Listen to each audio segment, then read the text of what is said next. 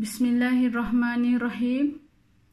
Assalamualaikum dan selamat pagi semua.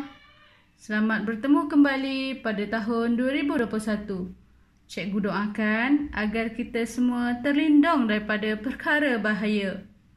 Ingat cikgu lagi tak? Lama sungguh kita tidak bertemu. Didoakan semoga bencana yang melanda negara kita dan dunia diangkat segera oleh Allah.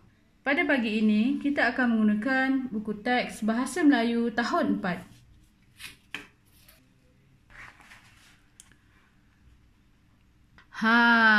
Inilah buku Bahasa Melayu tahun 4. Cantik kan?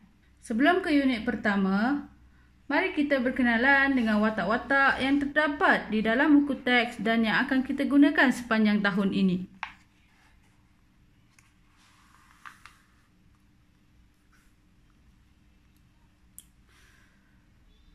Buku teks ini menggunakan watak-watak tertentu untuk menceriakan dan mendekatkan murid-murid dengan bahan yang disediakan. Watak-watak utama muncul dalam setiap tema. Watak-watak ini dibantu oleh watak sampingan. Watak-watak yang terdiri daripada Zara, Hadif, Jidwan, Minli, Shalini dan Razif. Terdapat juga watak Cikgu Rizal dan Cikgu Afani. Murid-murid ini sebaya dengan usia kamu 10 tahun. Tema pelajaran kita pada pagi ini ialah tema 1, kemasyarakatan.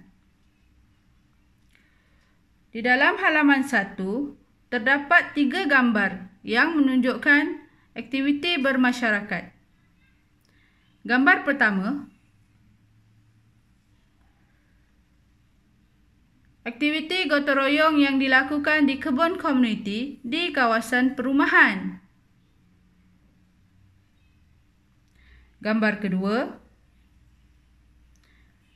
gambar menunjukkan sekumpulan murid dan beberapa orang guru sedang berada di dalam kelas untuk sesi membaca buku. Murid ini terdiri daripada pelbagai kaum. Gambar yang ketiga merujuk pula kepada gambar di tempat awam. Suasananya seperti di lapangan terbang atau perhentian bas di ibu kota, di mana ini adalah tumpuan masyarakat di sini.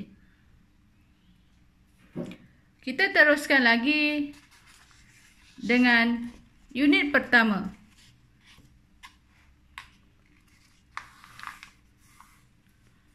Unit 1, jiran tetangga. Jiran tetangga bermaksud jiran sebelah menyebelah di dalam taman perumahan. Tajuknya adalah salam perkenalan. Kemahiran yang cikgu gunakan pada pagi ini adalah mendengar dan bertutur. Oleh itu, murid-murid perlu mendengar dahulu bacaan dialog yang cikgu bacakan. Setelah mendengar, murid-murid diminta mengujar semula dialog yang telah cikgu bacakan. Di dalam halaman 2, terdapat 2 situasi. Situasi 1, situasi 2. Mari kita mulakan dengan situasi 1. Salam perkenalan. Situasi 1. Encik Gobi dan Encik Lim tinggal berjiran. Mereka tinggal di Taman Impian. Encik Husin pula baru sahaja berpindah. Pada hari pertama, Encik Husin telah dikunjungi oleh Encik Gobi dan Encik Lim. Mereka berbual-bual sambil berkenalan. Okey, ini adalah kawasan perumahan di mana ada 3 orang lelaki sedang berbual. Okey. Ada 3 orang pekerja sedang menurunkan sofa daripada lori untuk dibawa masuk ke dalam rumah. Okey, aktiviti ini dilakukan apabila berpindah di suatu tempat kediaman ataupun membeli sofa baru. Okey. Mari kita mulakan dialog tersebut. Dengar dengan teliti. Selamat sejahtera. Saya Husin. Saya baru berpindah ke rumah ini.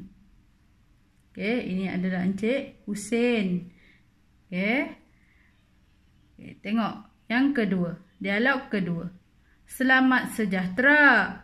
Nama saya Lim Jun Seng. Rumah saya di hadapan rumah Encik Husin. Saya jurutera. Saya bekerja di syarikat Bina Jaya Sendirian Berhad. Okey, ini adalah Encik Lim Jun Seng. Duduk di hadapan rumah Encik Husin. Okey. Tengok yang ketiga. Lelaki ketiga berbaju kuning ni siapa? Selamat sejahtera. Saya Gobi. Rumah saya di sebelah rumah Encik Husin. Saya guru. Saya mengajar di SK Seri Pertiwi. Okey, ini ada Encik Gobi. Okey. Perbualan antara jiran. Duduk sebelah rumah dan duduk berhadapan dengan rumah Cik Husin. Okey. Sila ujarkan semula. Dialog dalam situasi 1.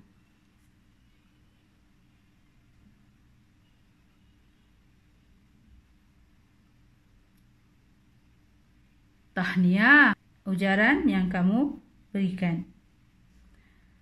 Mari kita lihat pada situasi 2. Situasi 2 ini berlaku di dalam rumah. Apabila selesai mengemas rumah. Sama ada pada waktu petang ataupun pada sebelah malam. Okey. Sambil kamu mendengar, kamu perlu menyebut semula maklumat yang diperlukan. Situasi 2.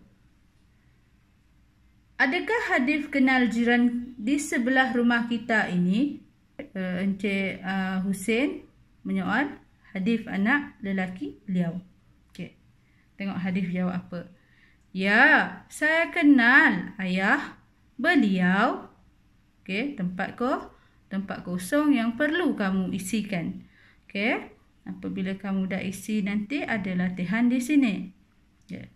Kita tengok soalan kedua. Daripada anak perempuan Cik Husin. Siapa nama dia? Aina. Okey. Aina, soal dia. Siapakah pula jiran di hadapan rumah kita, ayah?